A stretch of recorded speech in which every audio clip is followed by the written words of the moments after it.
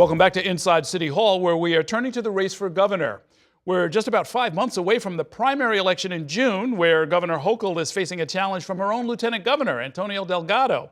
On the Republican side, though, Nassau County Executive Bruce Blakeman is running unopposed after Congresswoman Elise Stefanik abruptly suspended her campaign last month. With President Trump's coveted endorsement, Republicans all around the state are beginning to coalesce around Blakeman, who is building out a statewide campaign. Bruce Blakeman joins me now in studio to talk more about his campaign. Welcome to the program. Great to see you. Thank you, Errol. Appreciate that. Let me start by getting your reaction to the governor's preliminary budget that was released this week. What would you do differently? Well, the first thing I would do is I would spend more money on infrastructure, on hospitals, on schools and education, and I wouldn't be spending billions of dollars on migrants who've been here for 15 minutes. I would put New Yorkers first. I want to be a governor that cares about the families here in New York, and that means investing in New York and not taking taxpayer dollars and giving people free homes, free transportation, free food, a free cell phone, and they just arrived here and they're not even here legally. So I would end the sanctuary program for the state, start putting that money to work for New Yorkers. Okay, let's get into it. I believe this governor, like her predecessor, interprets the state constitution and the state constitutional obligation to take care of the needy and the poor as extending to people regardless of their citizenship status. Do you see that differently? Yes, I don't think that we should be doing that for people who are here illegally. Many of them are engaged in criminal enterprise. And the people who suffer the most are people who live in Hispanic and Latino communities. They don't want the overcrowding in their schools. They don't want their kids being recruited to go into gangs. And that's why I got 56% of the vote in the Hispanic and Latino communities in Nassau County and won in a landslide, because I went into those communities. I said, I want to protect your communities. I want to protect your families. And I explained to them why I was doing what I was doing. I think Kathy Hochul is exploiting the taxpayers of New York State. She's making it less safe, and she's making it unaffordable for New Yorkers because she's spending her money in the wrong areas. I mean, hypothetically, if the state were not taking care of migrants, for example, what would happen to them? I mean, would the expense be shifted? We should send them back. They shouldn't be here. They're not supposed to be here. They came here under an asylum program that was completely flawed. They're not vetted. We don't know where they came from. We don't know what their backgrounds are. A lot of them are engaged in criminal activity. We just removed 46 illegal migrants from Nassau County last month. 27 of them were engaged in gang activity, and the rest were all involved in criminal activities, and we got them out of the county. It's a safer county, it's a safer region, it's a safer state by doing that. But having the program where you just let everybody in and then you use taxpayer dollars, that's not an immigration program. That's not how the immigrants came in from my parents, my grandparents, my great-grandparents, and people in this state who came to this country and had to work for what they got. They earned what they got, and she's not putting New Yorkers first. Well, explain what you've been doing. My understanding is that you've been cooperating with ICE in Nassau County, the cops under your command, and that I think the number I saw was something like 3,000 people who were either arrested or removed last year. Is that right? Yes, so we have the most comprehensive agreement with ICE in the United States. I've dedicated 50 jail cells to ICE, and I've dedicated 10 detectives from our Nassau County Police Department to ICE. And we're doing it because we want to make our communities safer. And we've done that. We're the safest county in America, according to U.S. News and World Report, because I'm very serious. I hired 600 new law enforcement officers just in the last 3 years, and I haven't raised taxes a penny in 4 years. We've gotten 7 bond upgrades.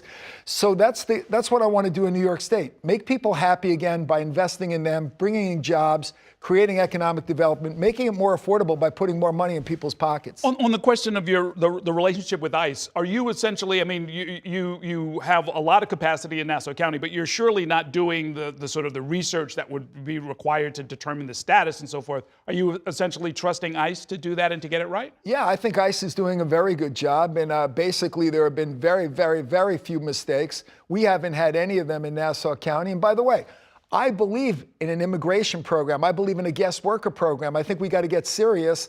Listen, if you've been in this country and you overstayed your visa, you've been here for 10 years, you got kids in school, and you're earning a living and you're law-abiding, I think there should be a pathway for you to be normalized and legalized and not have to worry about being deported. So I'm going to recommend to the federal government that we have an immigration program, a guest worker program that works, not the one that they currently had under Biden-Harris where they just let everybody in. Are you concerned about people either mistakenly or perhaps accurately seeing what you're suggesting as maybe bringing to New York some of the scenes that we've seen in Minnesota and some of these other jurisdictions where they have the masks and they're smashing through windows and grabbing people and so forth? No, first of all, what's happening in Minneapolis is staged. It's paid professional agitators. We know that because we share a database with other law enforcement agencies. These are people that are anti-American. They want to cause trouble. We don't have those issues here because our police department is very respectful. When ICE came to my county, I said, you're not going in houses of worship. You're not going in daycare centers. You're not going in schools. And basically, they've adhered to that. And that's why, again, I got the support of the Hispanic and Latino communities. Okay, let me ask you about some of the other parts of the governor's budget speech.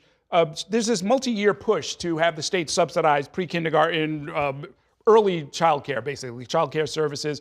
Do you think that's a good idea or that maybe costs too much, or do you think it's just a bad idea at any price? No, I'm in favor of child care support, but it should be done in the form of tax credits. Tax credits to those who are working. It shouldn't be just a handout, because we don't want to hand money to people who have kids who then stay home and they're watching TV all day. I want people who are working to get the benefit of a subsidy in the form of a tax credit so that they can send their kids to a child care center of their choice, not a city-run one, not a state-run one, not one from some not-for-profit that's friends of the governor. I want people to be able to have a choice with respect to that. If we have tax credits, that means they're working.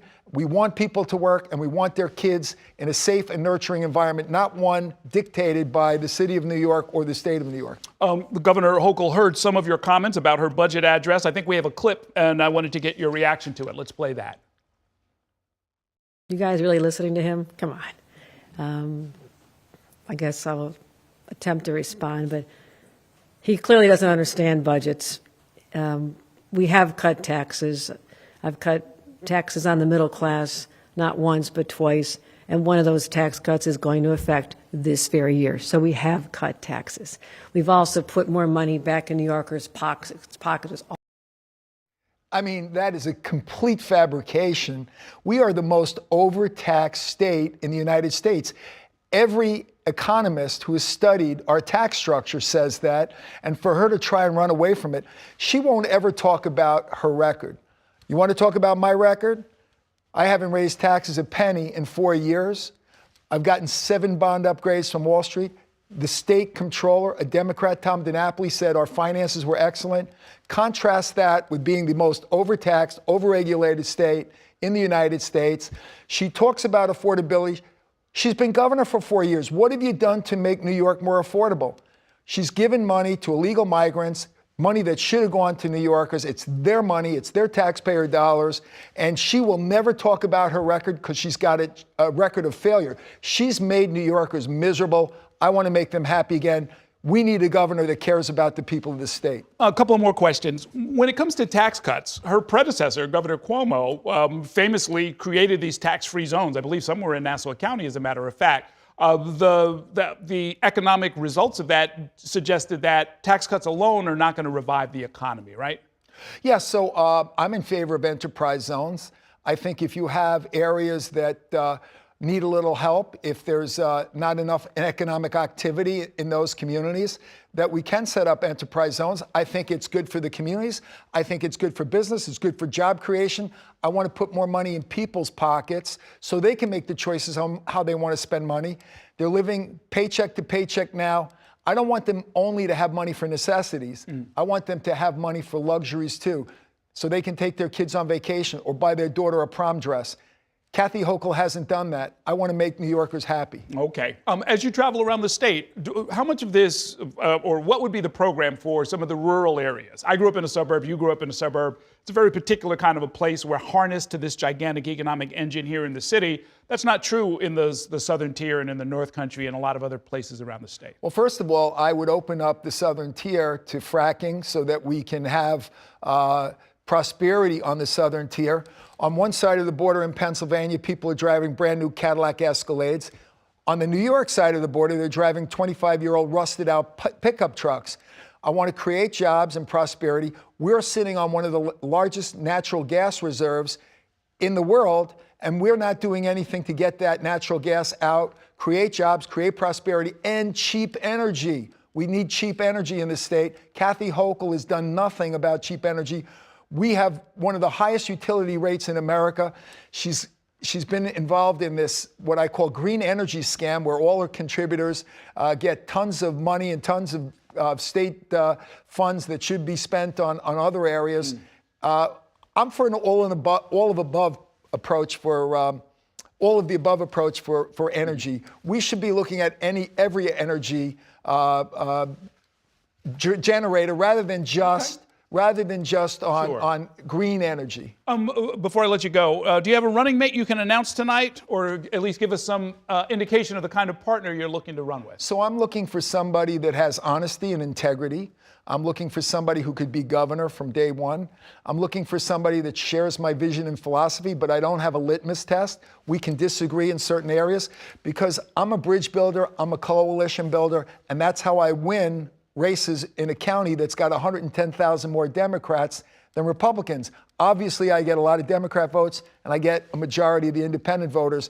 So I want a lieutenant governor who shares my philosophy and values and who reaches out to every community in this state and people of all races, religion, ethnic groups, lifestyles, and abilities. Under my administration, they'll be happy again, and they'll prosper, and they'll be better off for having me as governor. Okay, we will see you out on the campaign trail and maybe up at the state convention. I think it's going to be out your way on Long Island, yes, right? Yes, it'll be out in Nassau County. Okay, Thank you. Best of luck.